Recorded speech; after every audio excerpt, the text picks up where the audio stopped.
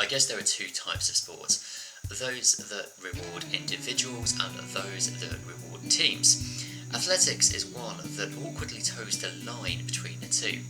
Individual success is celebrated and it is names rather than teams that get the majority of the headlines. But athletics does have a team element too.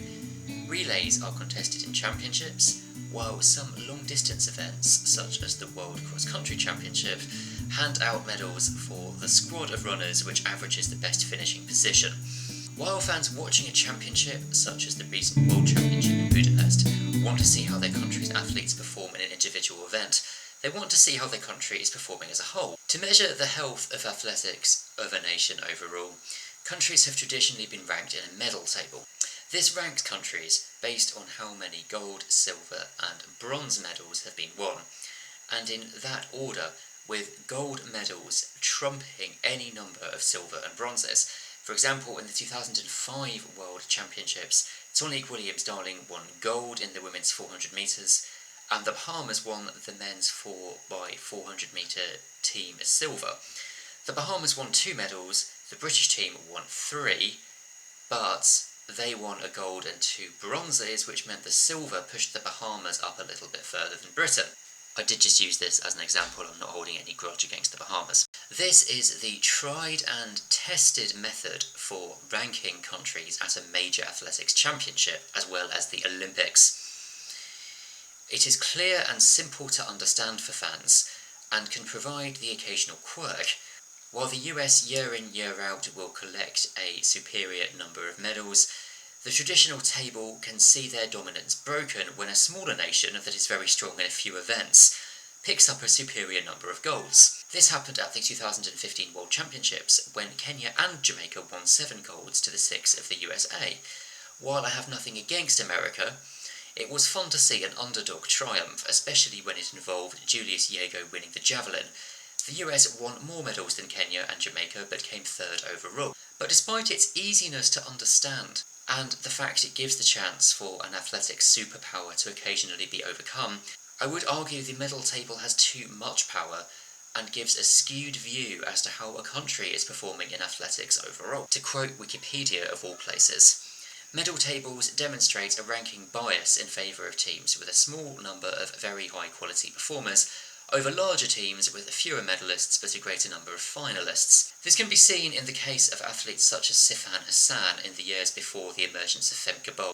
Hassan single-handedly propelled the Netherlands to 9th in the medal table at the 2019 Worlds. At these championships, Poland won 6 medals from 5 individuals and 1 relay team, but their solitary gold saw them finish in 11th. More worryingly, wealthy countries with little sporting heritage can abuse the medal table by effectively buying talent by tempting athletes from poorer nations with an offer they cannot refuse. Qatar won gold medals in the 2003 and 2005 World Championships, placing above Britain in the medal table for the former, thanks to the steeplechaser Stephen Chirono, who became Saif Saeed Shaheen once he agreed to a reported £1,000 per month for life. And talking of Britain, the medal table can become so powerful that it can lead to hiring and firing of those in charge, as well as the rewards for medaling athletes. Britain won 3 golds at the 2011 World Championships in Daegu, which achieved the team's target of 3 golds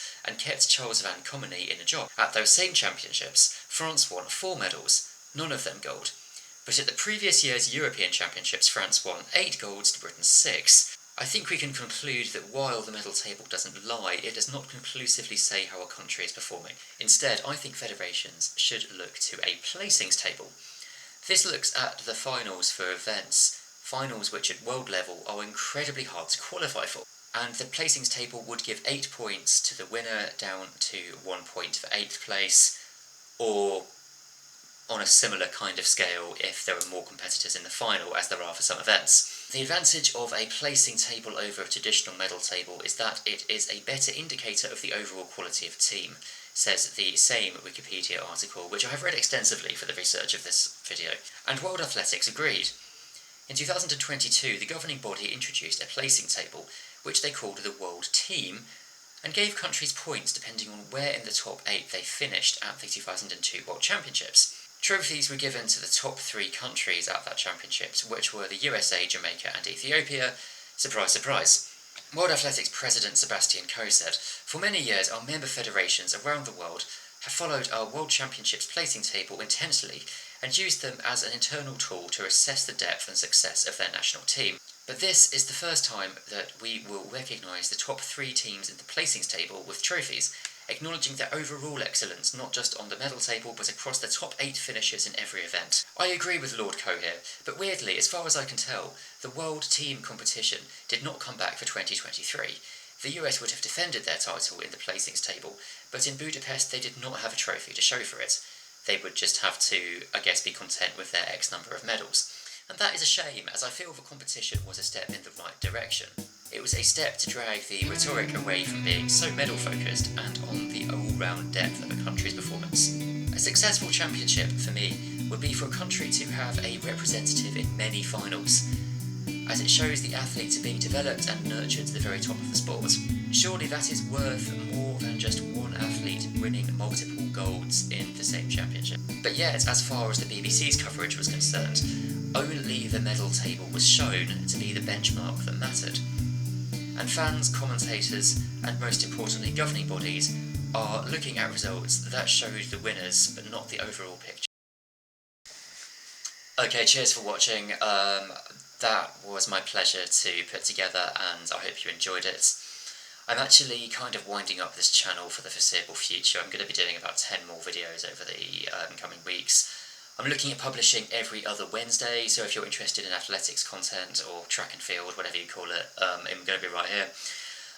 You can follow me on Twitter at JoeNobleMater, or if you don't like the video, then sure, give me a dislike and never watch me again. That's completely fine by me. Hopefully see you next time though.